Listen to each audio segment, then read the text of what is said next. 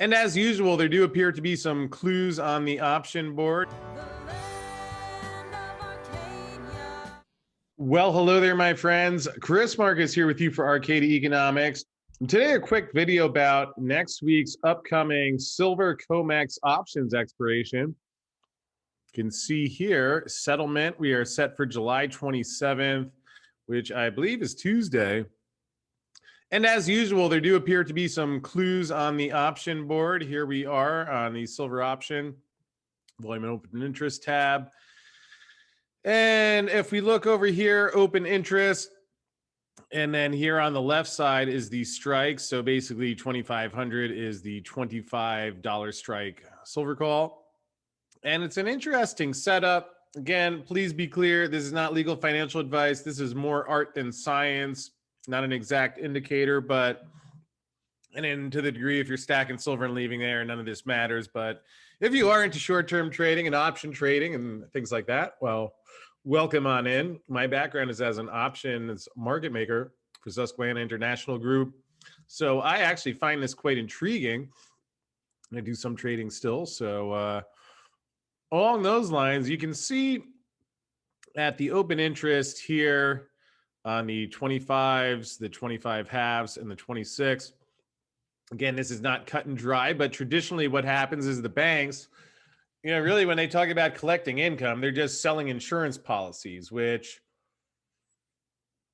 it's like if you sell insurance policies on something that's a 1% chance, most of the time it's going to feel great, but you're going to get clobbered on that time when you lose if the thing is priced fairly. So when they just talk about collecting income or premium, that's great, except for the fact that you have the loss if your contract is exercised on.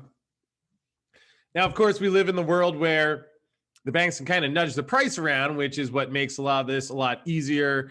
So long story short, traditionally the banks are short these contracts. So if they were short 738 of the 26 strike call,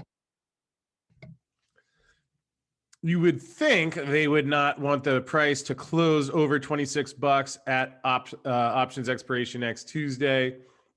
Now, what's interesting is that with silver at 25.30, let's call it, usually there's a bigger position there'd be a bigger position on the 25s or the 25 halves, which would lead you to think there's more incentive for writer of the option, if you were able to spoof the price around hundreds of thousands of times, to not let the price go over that. But interesting, we see smaller position on the 25, 25, 25, the 25.50 line, and the 25.70 line.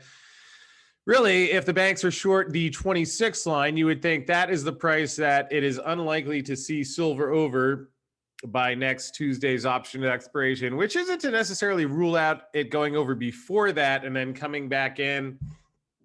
And we won't get into all those scenarios today, but perhaps if you have questions on that, write it down for the next time we do an options call. Now, if we look at the put side of the equation, it's interesting because here at the 26 strike, you have a rather sizable 573, in either case bigger than the 100 or so that was on the 25 and 25 half strikes for the call side. So if it were whoever's short these, the further silver goes below 26 on expiration, the more they would lose. So on the call structure, it looked like you could see not much action, but 26 being the upper limit. Here you see 26. I don't know if you would call it the lower limit. I mean, you can go through these, and hey, if you go through a nickel, you don't lose that much. But a decent position there at 26. And essentially, if you think of a call and a put, an option trading is what we refer to as a straddle.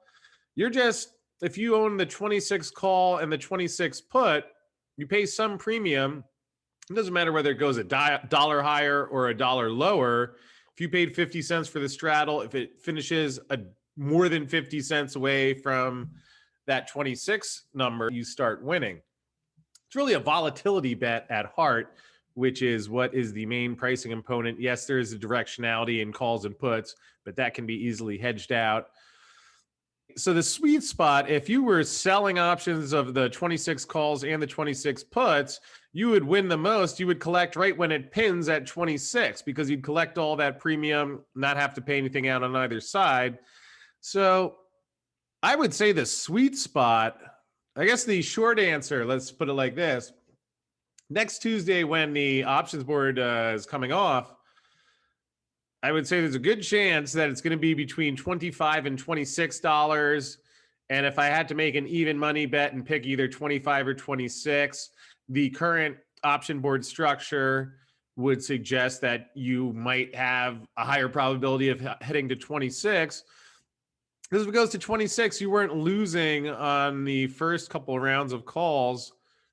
So again, silver at 25, 30-ish, let's call it. Right here, 109, 190, you're not losing as much, or the writer would not be losing as much if that goes up to 26 versus the writer of the puts, which again is not necessarily always the same institution. But here, someone starts taking a loss if they're short, if this goes under 26. Certainly a big position at 25 half and at 25.